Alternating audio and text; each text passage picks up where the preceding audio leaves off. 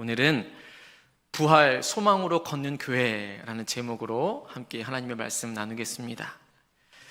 이 사람은 이 무언가 기대하는 미래가 있을 때에 오늘의 이 수고를 기쁨으로 감당할 수 있습니다. 쉽게 말하면 여러분, 정말 맛있는 맛집을 발견했을 때 웨이팅은 필수 아니겠습니까? 나는 그런데 안 기다린다, 그 옆에 있는 가게 간다 하시는 분도 계시지만, 정말 맛있는 맛집, 유명한 맛집은 대기하는 게 필수입니다. 그걸 감내하는 이유는 정말로 맛있는 음식을 먹을 수 있다는 그 기대감 때문 아니겠습니까? 이 콘서트에 또 가시는 분들 보면 시작하기 전부터, 무려 거의 2-3시간 전부터 줄을 길게 늘어서 있는 것을 볼 수 있습니다. 또 어느 가수 이 콘서트 예매하는 것이 이제 뉴스에 나왔는데, 온라인상에서 예매를 하는데 무려 2시간을 기다려야 된다고 합니다. 16만 명인가가 대기를 하고 있다고. 근데 그렇게까지 기다리면서까지 그 티켓을 예매하려고 하는데 결국에는 못 구하는 사람도 있다고 하더라고요. 그런데 그렇게까지 그 시간을 내가 들여서까지도 그 티켓을 예매하려고 하는 이유가 어디 있겠습니까? 내가 좋아하는 가수, 내가 보고 싶어하는 가수 볼 것이다라는 그 기대감 때문 아니겠습니까? 이 주말에 손주들이나 가족들이 이제 내려온다라는 연락을 받게 되면 그때부터 바빠집니다. 우리 손주가 잡채를 좋아하는데 하면서 음식 장만을 하기 시작하죠. 시원하게 먹을 수 있도록 수박도 하나 사다 놔야지 하면서 평소에 혼자 있으면 다 먹지도 못해서 사지도 못하는 그 수박을 무겁게, 그것도 힘겹게 사오는 것을 또 볼 수 있습니다. 방도 깨끗하게 치워놔야지 하면서 평소에 안 하던 대청소까지 하게 됩니다. 여러분, 그것은 누가 시켜서 하는 게 아닙니다. 오히려 힘이 들어도 즐거운 마음으로 할 수 있습니다. 왜 그럴까요? 기대감 때문입니다. 문을 열고 할머니, 할아버지라고 큰 소리로 불러주는 그 손주, 또 가족들, 그 손주와 가족들을 볼 것이라는 그 기대감 때문에 자기의 수고로움을 수고로 여기지 않는다라는 것이죠. 제주에서의 이 귤농사도 마찬가지 아닙니까? 햇빛이 따갑고 비가 와도 하우스에 가서 일을 합니다. 약도 치고 거름도 주고 물도 대고 뜨거운 여름을 함께 견딥니다. 찬바람이 불 때까지 그 귤나무와 함께 견딥니다. 여러분, 그 시간을 어떻게 견딜 수 있겠습니까? 열매를 기대하기 때문입니다. 찬바람이 부는 가을이나 겨울에 지락지락 열릴 귤을, 지금 이렇게 지락지락이라는 단어를 듣고 웃으시는 분들은 확실히 제주 분이시네요. 주렁주렁이라는 말이 어떻다고요? 자락자락이라고 합니까? 제가 제주어를 잘못 알았습니다. 제가 주렁주렁을 제주어로 어떻게 하는지를 찾아보니까 지락지락 되어 있더라고요. 자락자락도 둘 다 맞다고 합니다. 오해 없으시길 바랍니다. 근데 이게 아시겠지만 제주어는 저 한림이 다르고 여기 서귀포가 다르고 저기 성산이 다른 것처럼 자락자락으로 하겠습니다. 이 열매를 기대하기 때문 아니겠습니까? 이 찬바람이 불 때 자락자락 열매가 맺을 것을 기대하기 때문에 그 수고로움, 땀 흘림이 결코 힘들지 않다라는 것입니다. 생각해보면 우리의 삶도 마찬가지 아니겠습니까? 기대가 있는 사람은 오늘을 견딜 수 있습니다. 기대가 있는 사람은 오늘도 힘들지만 내일을 바라보면서 웃을 수 있는 것이죠. 기대가 있는 사람은 지쳐 쓰러져도 내가 다시 일어날 수 있다라는 그 기대감을 가지고 다시 일어설 수 있는 것입니다. 오늘의 수고를 기쁘게 견딜 수 있는 것은 기대가 있기 때문입니다. 이처럼 사람은 무엇을 기대하며 살아가느냐에 따라서 오늘 하루의 삶이 달라지기 마련입니다. 그렇다면 우리 그리스도인들은 무엇을 기대하며 살아가는 사람들이겠습니까? 오늘은 어떤 마음으로 이 예배 자리에 나오셨습니까? 오늘은 무엇을 기대하는 마음으로 이 예배 자리에 함께하고 계십니까? 오늘 본문은 우리에게 어떤 상황 가운데서도 흔들리지 않는 단 하나의 기대, 그 소망을 말해주고 있습니다. 그것은 바로 부활입니다. 오늘은 부활, 이 부활 소망으로 걷는 교회라는 이 제목으로 하나님의 말씀을 나누려고 합니다. 고린도전서 15장, 우리가 58절의 말씀을 읽었지만 1절부터 57절까지의 말씀이 온통 부활에 대한 이야기입니다. 성경 가운데에서 이 고린도전서 15장만큼 부활에 대해서 자세하게 설명하는 장은 없습니다. 가장 길고도 그리고 깊이 아주 자세하게 설명해주는 말씀입니다. 그동안 고린도 교회에는 분쟁도 많았고 은사로 인해서 수많은 갈등도 경험했고 여러 문제가 있었습니다만 오늘 본문 가운데서는 교회의 본질을 다시금 말해주고 있습니다. 이 1절부터 보면 이 부활에 대해서 아주 순차적으로 이야기를 합니다. 가장 먼저는 예수 그리스도의 부활을 말하고 그리고 난 다음에는 죽은 사람의 부활에 대해서 이야기하고 그리고 마지막으로는 몸의 부활에 대해서 말해주고 있습니다.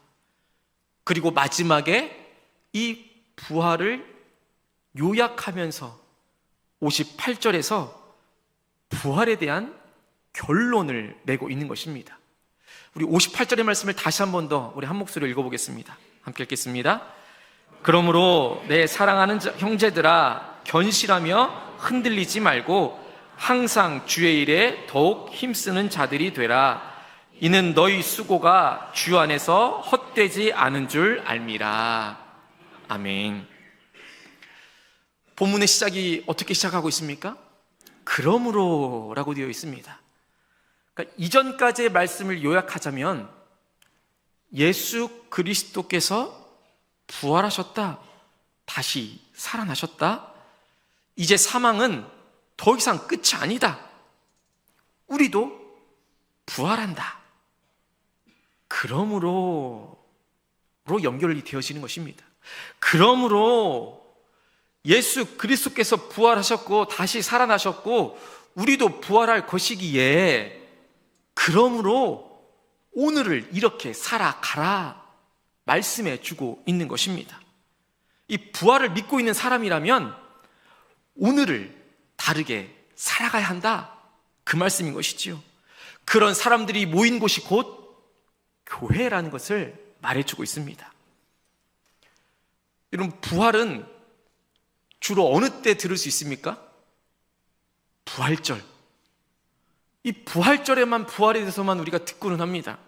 그런데 이 부활이라는 것이 이 부활절에만 선포되어지는 이 절기에만 국한되어져 있는 것이 결코 아닙니다. 부활은 먼 미래의 이야기도 아닙니다. 우리의 육체가 죽은 후에 일어날 그저 먼 미래의 사건이 아니라는 것입니다. 부활은 오늘의 수고를 기쁘게 견디게 하는 힘인 것입니다. 오늘의 삶을 흔들리지 않게 하는 힘인 것입니다. 이 부활은 오늘을 다시 일어나게 하는 힘이고 오늘을 살아가게 하는 그 힘이 바로 이 부활에 있는 것입니다. 가을과 겨울에 만나게 될 그 귤 열매를 바라보면서 오늘 그 땀 흘리는 것처럼 할머니와 할아버지가 그 손주를 기다리면서 기쁜 마음으로 음식을 준비하고 오늘의 수고를 하는 것처럼 우리도 하나님께서 약속하신 그 부활을 바라보면서 오늘을 살아가는 믿음의 사람들인 것입니다. 오늘 하나님께서는 그 부활의 소망을 품고 살아가는 교회가 어떤 교회인지를 우리에게 분명히 말씀해 주고 계십니다. 여러분, 교회는 무엇을 기대하며 살아가는 공동체여야겠습니까? 여러분은 신앙생활을 하면서 이 교회에 다니고 있는데 무엇을 기대하면서 교회에 다니고 계십니까? 무엇을 기대하고 계십니까? 교회는 바로 이 부활을 바라보는 공동체여야 할 것입니다. 부활의 소망으로 오늘을 살아가는 교회가 되어야 할 것입니다. 부활의 소망으로 함께 걷는 교회가 되어야 할 것입니다. 그래서 오늘 본문은 열심히 신앙생활을 해야 합니다, 그런 종류의 권면이 아닙니다. 오늘 본문을 보면 이 세 가지로 크게 말해주고 있습니다. 견실하며 흔들리지 말라. 주의 일에 힘쓰는 자들이 되라. 너희 수고가 주 안에서 헛되지 않다. 그런데 이 세 가지를 볼 때에 가장 먼저 기억해야 할 것이 무엇이냐면 그 순서입니다. 순서. 이 본문의 말씀처럼 우리가 견실하고 흔들리지 않고 또 주의 일에 힘쓰는 자들이 되어야지만 부활의 소망을 품을 수 있는 것이 아니라는 것입니다. 우리가 견실하고 흔들리지 않을 수 있고 또 주의 일에 힘쓰는 자들이 될 수 있는 그 힘이 바로 부활에서부터 온다라는 것입니다. 부활의 힘이 거기에 있다라는 것입니다. 가장 먼저는 그 순서를 우리는 기억해야 합니다. 여러분, 저를 따라서 한번 고백해 보실까요? 부활은 오늘을 살아가는 힘이다. 부활은 오늘을 살아가는 힘이다. 부활이라는 것이 오늘을 살아갈 수 있는 힘이 되어지는 것입니다. 부활이 오늘을 살아가는 힘이 되어진다면 이 부활의 소망은 우리를 더욱 견고하게 세워주는 것입니다. 그래서 사도 바울이 이 부활에 대해서 긴 설명을 마친 다음에 가장 먼저 견실하며 흔들리지 말라라고 권면하고 있는 것입니다. 여기서 이제 견실하다라는 말이 이 건물의 기초가 단단히 놓여져 있는 상태를 말해줍니다. 그리고 흔들리지 말라라는 말은 아무리 밀어도 이 제자리에서 밀려나지 않는 것, 밀려나지 않는 그 상태를 말해주는 것이죠. 왜 바울이 이 말을 했겠습니까? 여러분, 더 강한 사람이 되어야 합니다, 강해져야 합니다, 그런 의미가 아니라 견고해져야 합니다, 견고하게 서야 합니다 라고 말해주는 것입니다. 이 견고함은 내가 서 있는 기초에서 나오는 것입니다. 이 높은 건물이 무너지지 않을 수 있는 이유는 이 벽이 두꺼워서가 아닙니다. 눈에 보이는 그 기초가 아주 깊기 때문인 것이지요. 신앙도 마찬가지인 것입니다. 우리의 믿음이 흔들리지 않는 이유는 내가 강한 사람이 되어서가 아닙니다. 내가 흔들리지 않을 수 있는 이유는 흔들리지 않는 진리 위에 서 있기 때문인 것입니다. 그 흔들리지 않는 진리가 무엇이겠습니까? 바로 부활인 것입니다. 사람은 미래를 알지 못하면 쉽게 흔들리기 마련입니다. 이 결말이 보이지 않으면 지금 현재가 두렵습니다. 그래서 조금만 어려워도 낙심하고 조그만 일이 풀리지 않으면 마음이 무너져 버립니다. 그런데 결말을 아는 사람은 다르지요. 땀 흘려서 수고로이 일을 하는 이유가 어디 있습니까? 오늘 가지를 치고 잡초를 뽑고 거름을 주는 힘들어도 계속할 수 있는 이유는 열매를 믿기 때문이지요. 열매를 확신하기 때문에 오늘의 수고를 견딜 수 있는 것입니다. 신앙도 마찬가지인 것입니다. 우리는 인생의 결말을 다 알고 있습니다. 바로 부활입니다. 그래서 부활은 먼 미래에 대한 약속이 아니라 바로 오늘을 견고하게 살아낼 수 있는 힘이 있다라는 것이지요. 환경이 흔들려도, 때로는 건강이 흔들려도, 경제적인 어려움으로 내 삶이 흔들려도, 사람 때문에 이 마음이 아플 때에도 우리가 서 있는 기초는 흔들리지 말아야 하는 것입니다. 부활에 대한 소망을 가지고 그 기초가 흔들리지 않아야 하는 것이지요. 예수님께서 먼저 부활하셨기 때문입니다. 부활하신 예수님께서 우리와 항상 함께하여 주시기 때문입니다. 그 주님이 살아계시기에 오늘도 우리는 견실하며 흔들리지 않는 교회로 살아낼 수 있는 것입니다. 이 바다에 떠 있는 배를 보면 배는 계속해서 흔들립니다. 그런데 그 배가 떠내려가지 않을 수 있는 이유는 깊은 바다에 닻을 내려 놓았기 때문이지요. 그 닻은 환경이나 사람이 아닙니다. 오직 부활하신 예수 그리스도입니다. 그래서 교회는 세상이 흔들어도, 아무리 세상이 흔들어도 결코 흔들리지 않는, 아니 무너지지 않는 바로 그 교회 공동체인 것이지요. 그래서 이 교회를 정말 오래 다닌 분들의 이 공통점이 있습니다. 오래 다니신 분이라고 해서 상처가 없겠습니까? 오래 다니신 분이라고 해서 결코 시험이 없었겠습니까? 오히려 상처가 더 많았으면 많았지, 시험을 더 많이 겪었으면 겪었지, 그분들이 상처, 시험, 정말 무수히 많은 상처와 시험을 다 견디고 버텨낼 수 있었던 것입니다. 근데 그분들은 교회를 떠나지 않지요. 왜 떠나지 않겠습니까? 사람을 바라보았으면 아마 교회를 일찍 떠났을 것입니다. 그러나 부활하신 주님을 붙들었기 때문에, 부활하신 예수 그리스도와 동행하는 삶을 살기로 작정하였기 때문에 교회를 떠나지 않을 수 있는 것입니다. 교회는 완전하지 않습니다. 목회자들도 완전하지 않습니다. 장로님들도, 권사님들도, 집사님들도, 저와 여기 앉아있는 우리 모두들도 다 부족한 사람입니다. 그래서 사람을 바라보면 실망하기 마련입니다. 우리는 기억해야 합니다. 교회의 기초는 사람이 아닙니다. 예수 그리스도이십니다. 부활하신 예수 그리스도이십니다. 그 예수님께서 부활하시고 다시 살아나셨기에 교회가 살아있는 것입니다. 예수님께서 교회의 머리가 되어주시기 때문에 교회가 결코 무너지지 않는 것이지요.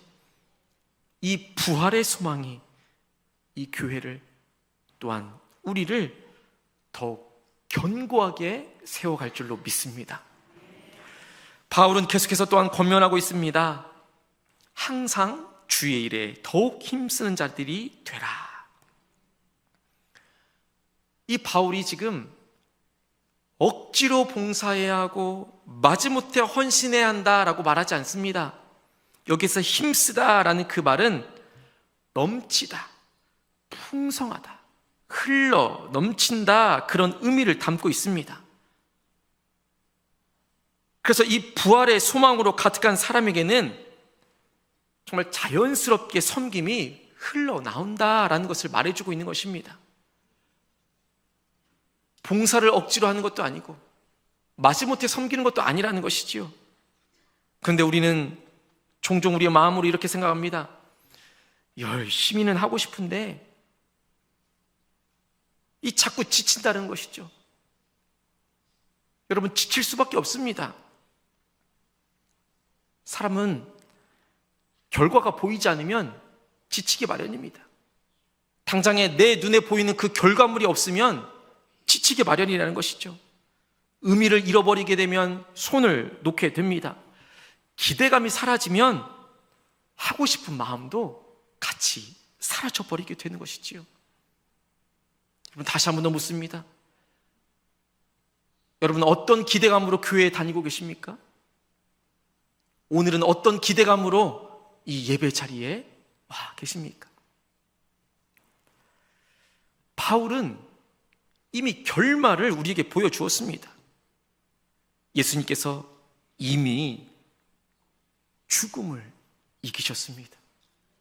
죄를 이기셨습니다. 승리하신 것이지요. 그래서 예수님께서 이미 승리하셨기 때문에 우리는 승리를 위해서 싸우는 사람들이 아닌 것입니다. 이미 승리하신 주님과 함께 살아가는 사람들인 것이지요. 결말이 이미 승리라고 한다면 오늘의 우리의 수고도 더 이상 헛된 싸움이 아니란 이야기인 것이지요. 여러분, 다 이긴 경기를 이 녹화된 걸로 보게 되면 여러분 어떤 마음이 듭니까?